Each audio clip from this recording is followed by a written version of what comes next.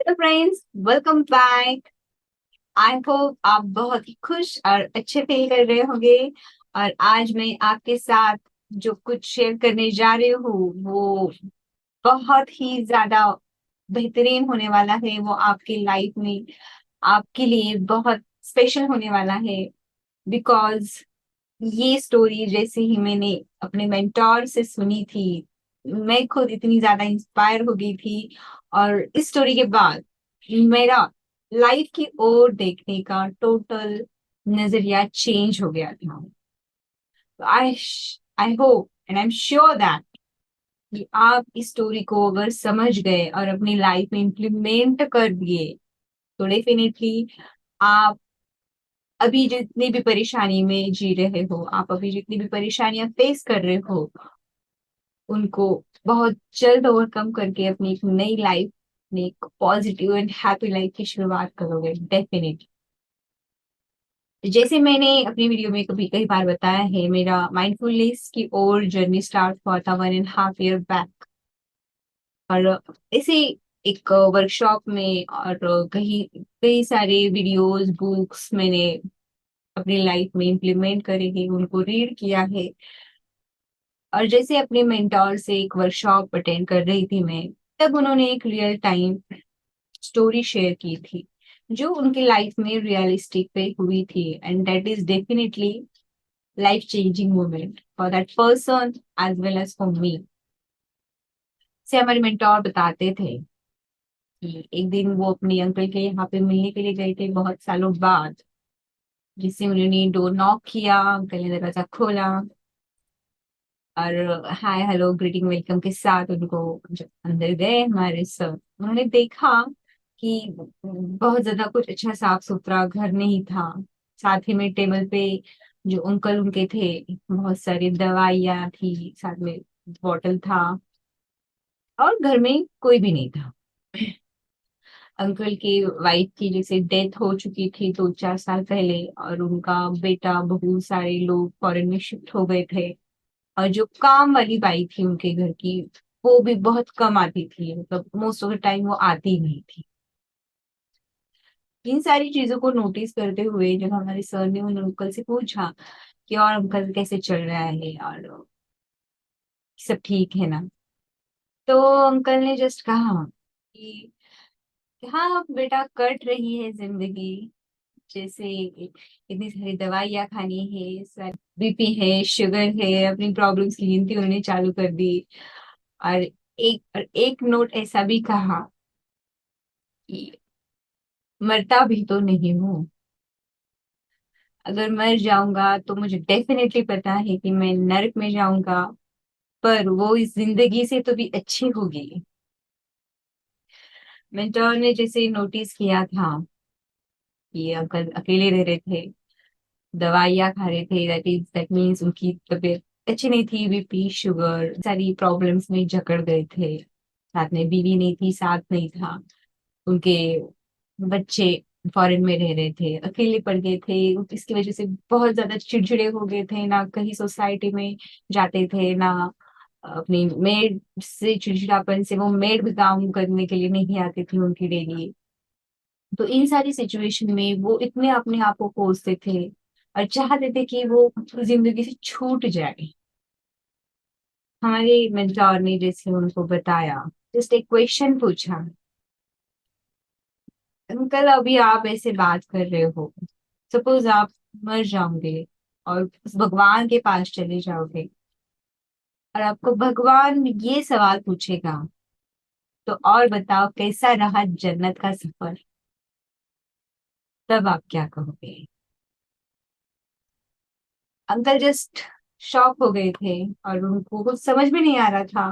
कभी उन्होंने इस वे से, इस नजरिए से देखा ही नहीं था कि हाँ, ये भी हो सकता है कि दिस इज व्हाट जो हम जन्नत कहते हैं।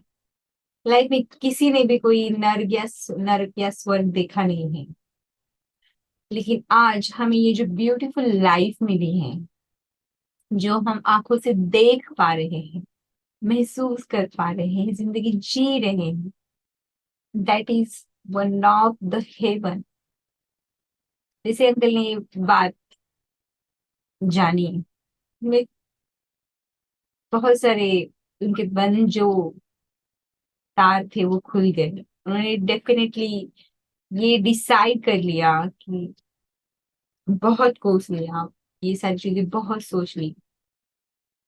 मेंटोर से बात करते करते हमारे मेंटोर ने उनका बहुत सारा, life is one one of the bestest gift, और हम जो चाहे, जिस तरह के से चाहे, उसे बना सकते हैं सिर्फ हमारे पॉजिटिव थॉट्स की वजह से।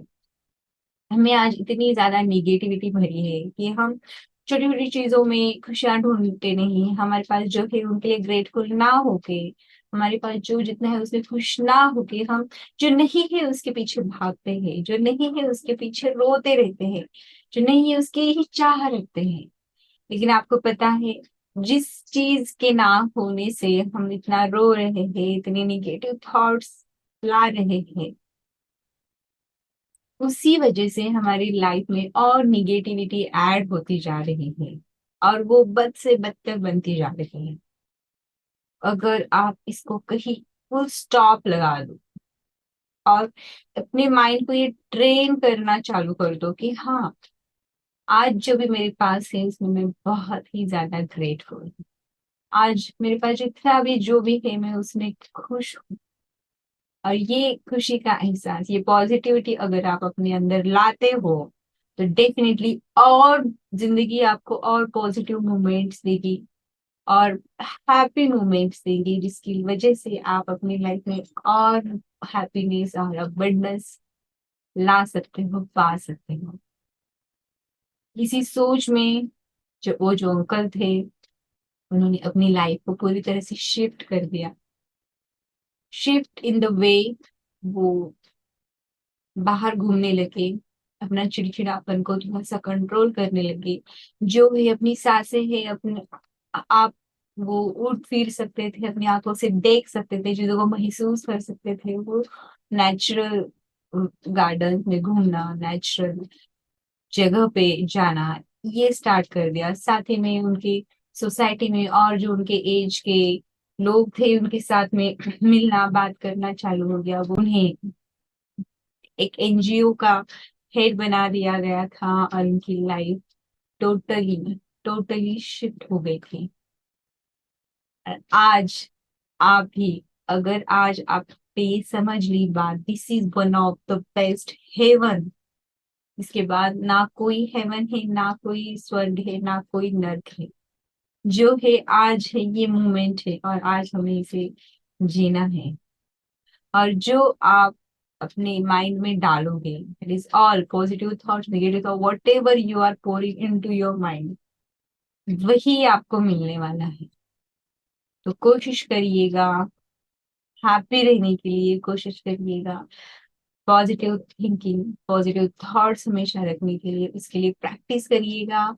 और मैं अलग अलग वीडियो बनाते रहती हूँ, अलग अलग एफर्मेशंस के, विजुअलाइजेशंस के, मैनिफेस्टेशंस के। साथ ही में यूट्यूब पे ही बुक्स है, वीडियोस है, पॉडकास्ट है, ऑडियो है, बहुत सारी चीजों से आप अपने आप को मोटिवेट करिए। और ये चीज खाली एक दिन, एक मिनट के लिए करना इनफ नहीं होता है, आपको वो हैबिट क्रिएट करनी है। So have this flow and be always positive. Thank you, friends.